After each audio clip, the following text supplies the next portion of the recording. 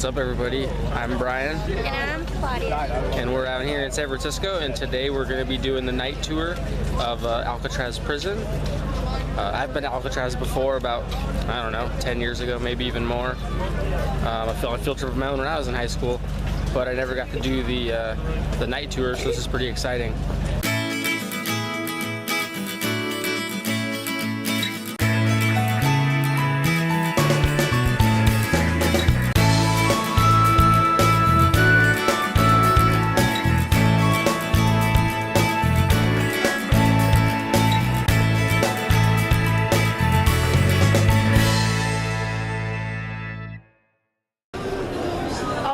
So we may have hit the jackpot. We ended up on Pier 39 at a restaurant called The Hook, a wonderful little hub screaming ice cold beer called our name. I found wine, of course, and cheers. Let's get this vacation started.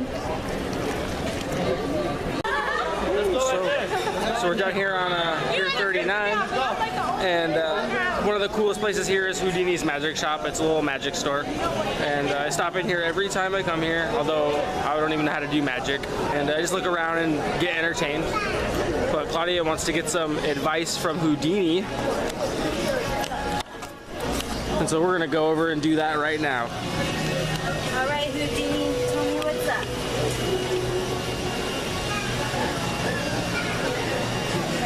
The great and all-knowing Houdini here, at your service. I see a great deal of happiness in store for you. You will receive a letter soon, and the letter can easily be said to change the whole course of your life.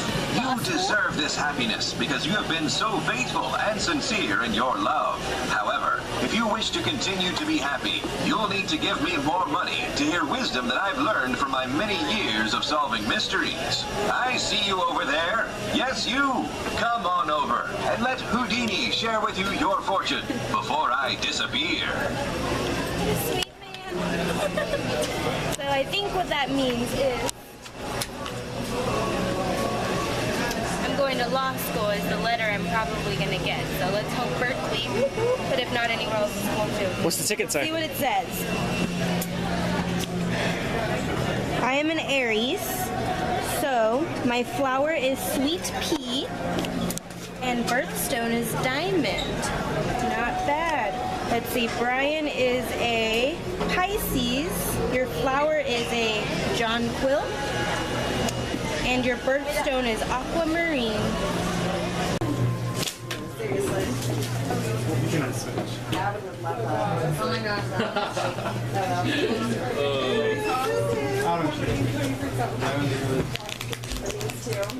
Yeah, I'm on a grill.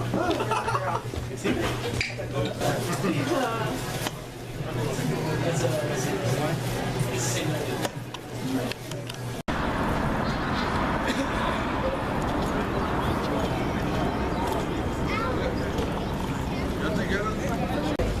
Alright, so we're boarding the boat for Alcatraz Island. This is our waiting area. Yeah, you know how I do things. We're doing our first vlog. We're gonna do a bunch more though. It's gonna be pretty awesome. Follow us, subscribe. Face it on yourself. No, I'm facing it on what I'm seeing, bro. You're seeing this beautiful thing right here.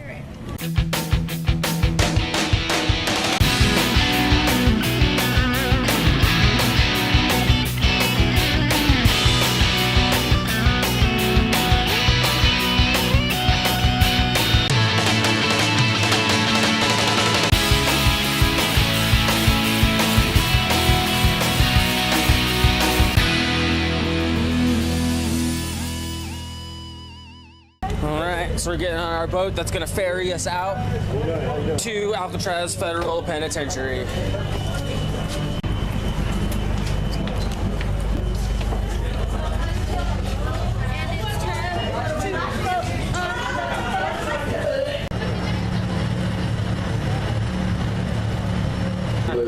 We're headed on out to the rocks on the Alcatraz Clipper right now. I'm pretty stoked. Like I said before, I've never done the night tour. Have you ever been to Alcatraz before? I have. I've done an AM, the PM, and I did the night tour once, but when I was super young. So I'm super stoked to come back and see the Psych Ward at nighttime at a It's crime.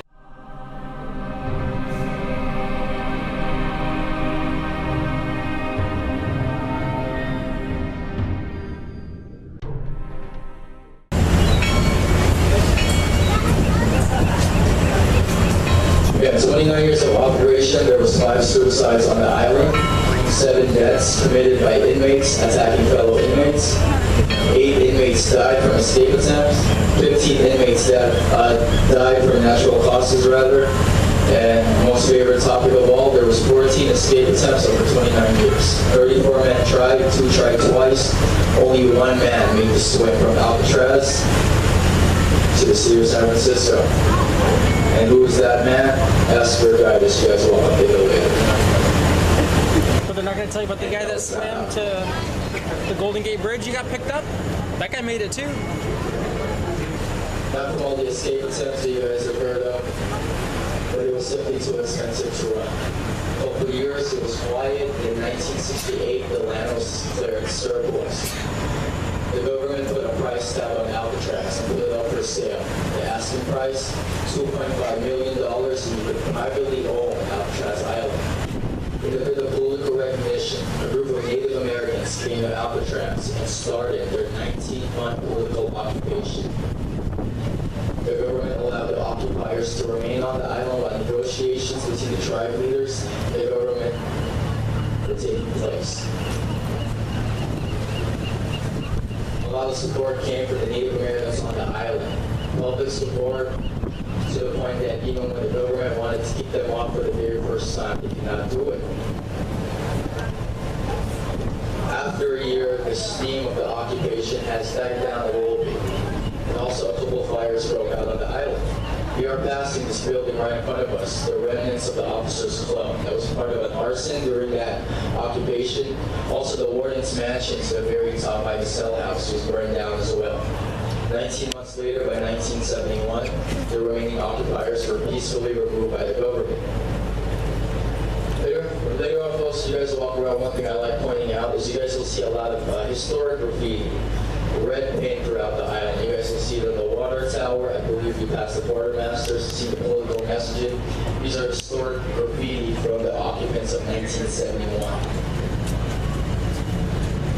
As you guys can see, we're minutes away from departing on the island. I really appreciate it because it has all of the layers of history that you heard about on your boat ride. Were you able to hear the narrator on your boat ride tonight? Yep. Okay, so you heard about the 200-year history of Alcatraz Island. Well, you can see all of the layers on this building itself. You see the red bricks down here on the bottom floor. That is reminiscent of the Civil War fortress, when this was Fortress Alcatraz.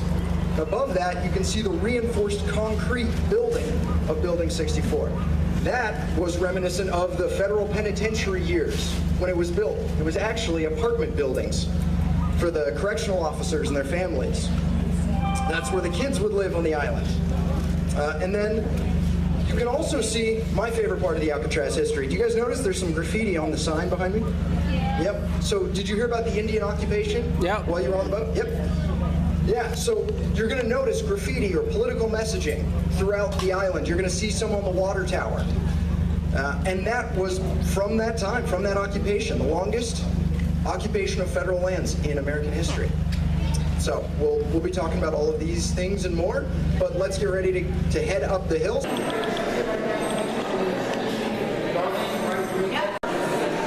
So this is where prisoners would in process. They would turn in all their civilian gear and get all of their prison clothes, bedding, get showered up, and get ready to join the general population. Alcatraz was the home to a lot of famous criminals. Al Capone, the Birdman of Alcatraz was another. All right, so we're heading on up the stairs to begin our tour of Alcatraz. We just got our headsets tuned to the English language. Hey guys. How you doing? So you'll want to start your audio when you get down to the red sign here. Okay. Perfect, thank you. All right, what's up everybody? So this is, we just got on the beginning of the tour, and this is what is known as the Broadway cell block. And it was where all the prisoners came right after in processing to Alcatraz or the Rock. And just over there on my right is a mock-up of what a cell would be like for a first-time prisoner in Alcatraz. So we're going to take you down there and show it to you.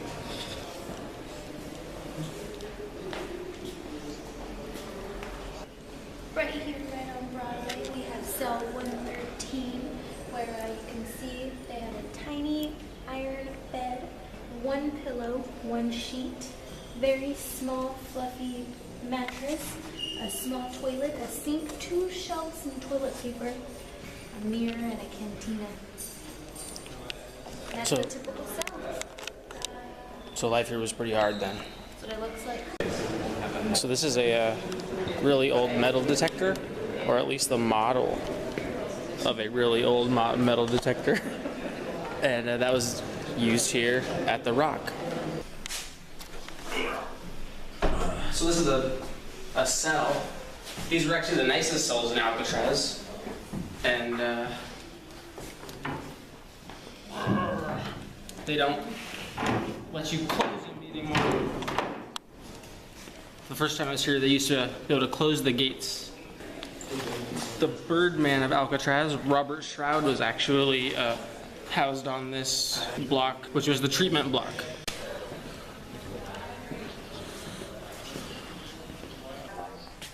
You must be serious.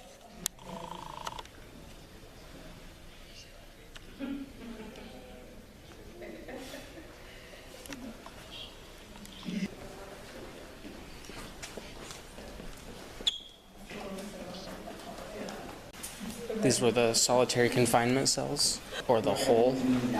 They kept the lights off when you were in here.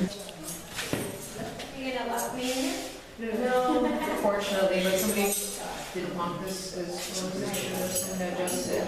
Yeah. Otherwise, people yank on the door real hard and that actually cause problems. Well, feel free. You can lock me in here for at least 2 minutes. 2 minutes. Yeah. We usually only do it a maximum of like 40 seconds before people start getting really uncomfortable. Oh, really? Yeah, it feels different in here. You're more than welcome. I'll do it for 10. This is like really like cheap. So I want to make sure like if I do it for you, then I Gotcha. Gotcha. I'll do it real quick. I have to honestly keep moving, but I just wanted to adjust this as the whole purpose. 10 seconds. Ooh, they're gonna lock Claudia. Thank you. Yeah, it's not 10 seconds, but it's not going to be 2 minutes either. No. 2 minutes is actually too long. Oh yeah. I don't think people realize just how long it actually is. Well, I didn't really realize how long a minute was until I was in the military. Yeah. Well, you probably have a better sense of it then. So just this once, real fast, you want to go in? Sure. Just a couple things real quick. Number one, just to make it more authentic, try not to have the camera on in the dark. It's just to emphasize how pitch black it was for a lot of these. Okay. The other thing too is if you can help it, just try to be as quiet as you can as well, because back in the early days of this, there's a no talking policy. Oh, okay. So if they heard you talking on a low level, you would get more days added on. Oh, okay. Yeah. Thank Let's you. do this real quick. Okay. That sound. Okay, now. Alright, I will see you in a moment. Sounds good. I definitely wouldn't want to spend, more than a few minutes in this.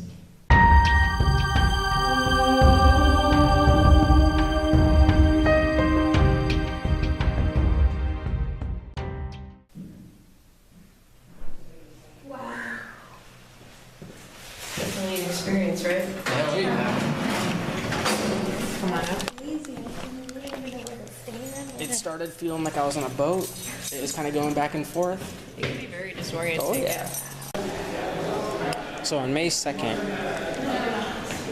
1946, an Alcatraz inmate named Bernie Coy made an attempt to escape Alcatraz with a few other inmates. They were actually able to take a few of the correctional officers hostage. They held them hostage for over 24 hours. And once they had been discovered, the United States Marines actually shelled the prison, and others threw grenades down on the roof. But Officer William Miller was killed right here in cell 402 when inmates decided that they would testify against them and they needed to be killed. 5 correctional officers were shot, however only 2 of them died. 3 inmates, including Coy, was killed, and nobody actually escaped. It was the bloodiest escape attempt in Alcatraz history and the longest. So Claudia and I were taking a break from the Alcatraz tour, and we came outside and we just caught this really great glimpse of the San Francisco Bay, the Bay Bridge. We just wanted to share it with you. Inside of here is where the guards would report for duty. Got some black and whites from back in the day at Alcatraz here. Historical evidence. The guard's uniform is a double-breasted gray suit. Nothing too spectacular. Guards even had an old-school Coca-Cola machine.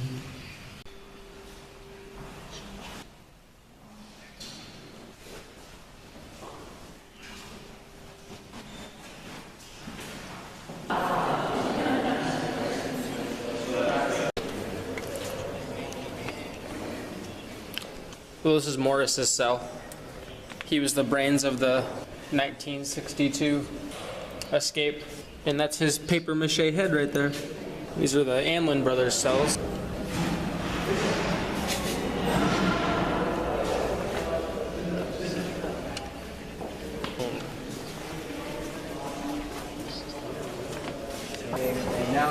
This is the tunnel, the utility quarter that they used to escape. So this is the dining hall. It was widely considered to be the most dangerous area in the prison, just because 3 times a day the inmates would gather here for their meals and would all be armed with a knife, fork, and a spoon.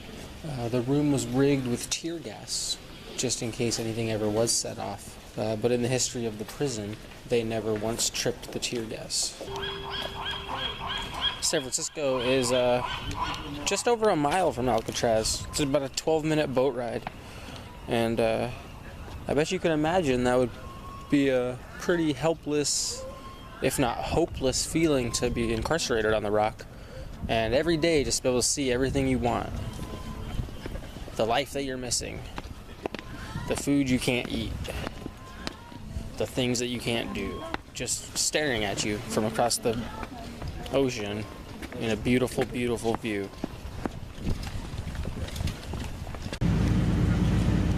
Alright everybody, so we just finished our night tour of Alcatraz Island, and I learned a bunch of new stuff about Alcatraz. What about you, Claudia? I did.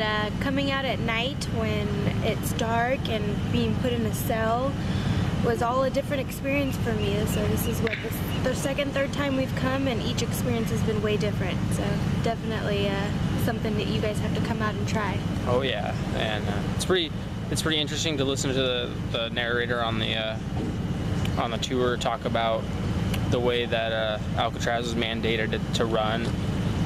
They tried, have a multicultural prison base, but unfortunately there were too many crazy white racists to merge the prison populations, even though the rest of the Department of Corrections had already successfully completed merging the black population with the white population, with the Mexican population, with the Indian populations, and creating these multicultural prison environments. Alcatraz was unable to do that. And it was also pretty interesting hearing them talk about the food. It was mandated that the prisons not only had to provide nutritious meals, but they also had to present them in an appealing way. And as somebody who's been incarcerated, I know that the food isn't always nutritious, and it's also not always presented in like the most attractive way either. And so to see these stark compare and contrast between like the maximum, most secure, hardest to escape from federal penitentiary in history, compared to these like candy jails that I've been into for civil disobedience or other types of activism, it was pretty interesting to me to see to draw those comparisons. Do not check packages, parcels, or